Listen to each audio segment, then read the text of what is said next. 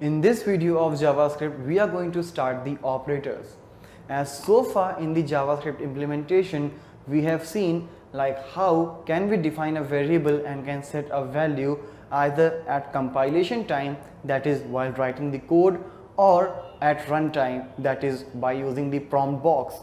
But once the value is assigned, if I want to do some operations such as I want to add a couple of numbers or I want to compare a couple of numbers whether which one is greater or smaller, I can do that all by using the operators.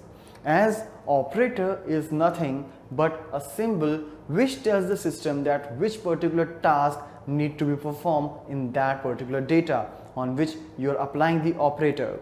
So the operator is the symbol and the things on which the operator would be applied will be called the operand.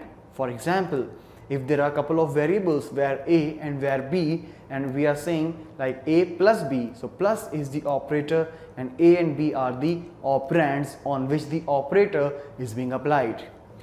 In JavaScript, we have a vast list of the operators, and using individual operators we can perform the specific tasks.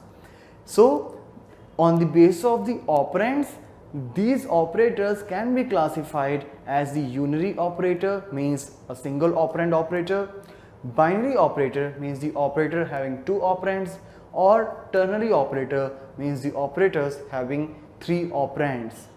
But functionally we can classify into these categories such as the assignment operator.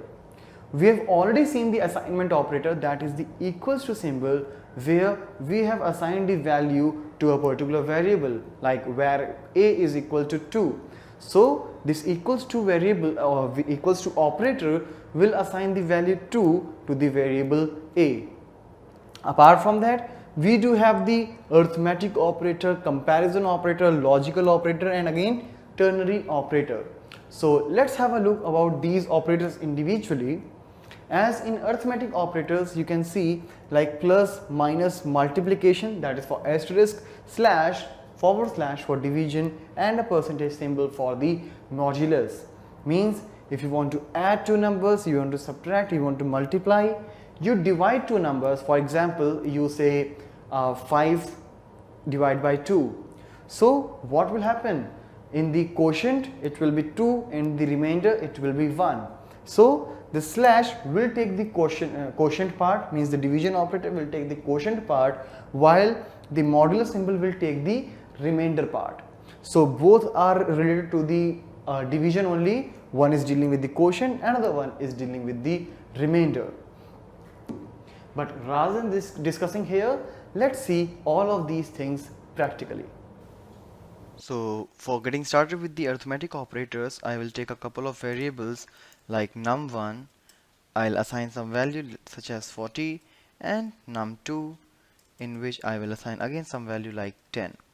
Now, as we have already discussed about the arithmetic operators like plus, minus, multiplication, division, and modulus, so let's do them very quickly. I am not taking any variable, I am just printing the results directly. You can actually take a variable and can assign some value into that if you want to reuse that value further. So what I do here is num1 plus num2, and here I'm just adding these two numbers. Very similarly, I'll do some more tasks like subtracting, multiplying, dividing, and finding the modulus. So before proceeding, let's break the line for each like this, and let's see the output now. So here 40 plus 10 is 50, 40 minus 10 is 30, 40 multiplied by 10 is 400. When you will divide 40 with 10, in quotient you will get 4, and in remainder it's 0.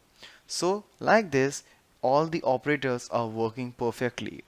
Now let's do it in another ways, like for example, if I say var result is equal to num1 plus num2, so the result will be assigned to the result variable, alright, and you can now print that particular value like this. and it will work like same. But if you want to do some shorthand operation like things, you can do that as well.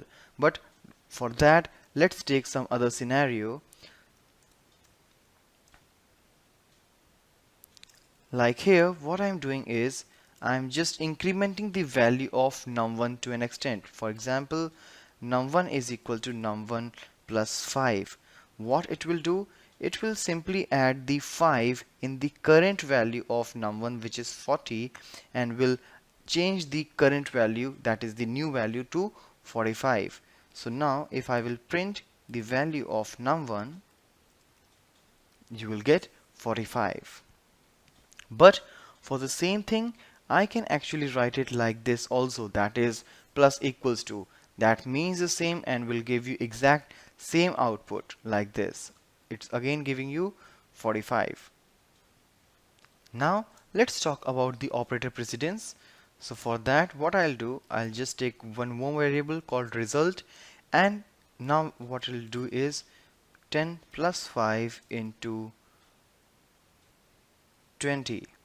So now when I will print the value of result, what it will do is, first of all, since the multiplication precedence is higher than the plus, so first of all 5 will get multiplied to the 20, which will result you 100, and then this 100 would be added to the 10, which will give you 110 in the output. But if you want to change the precedence, you can put them in the parentheses, so the precedence of parentheses is always higher. So now this 10 plus 5 would be done, that is the 15, and then that 15 would be multiplied to 20, which will give you 300, like this. Alright, so this is about the operator precedence. Now let's change the value of the variables of numeric types using the single operators or the unary operators, that is plus plus or minus minus. So here, as we have already discussed, like whenever you will use this plus plus operator, it will actually make the increment by 1. So now when I'll refresh, you can see it's 11, and they come into two varieties. This is the post increment, and if you'll put the plus plus before, it will be a pre-increment. Let's talk about the difference. Since here I have used plus plus num, that means it is pre-increment and the increment will be done before the value is getting assigned to the result. So before the assignment, the increment would be done, that is num will become 11, and then that 11 will be assigned to result. So in this particular case, both the values would be having 11. Let me break the line to get the clear output. Right, like this. But in case if I'll go for the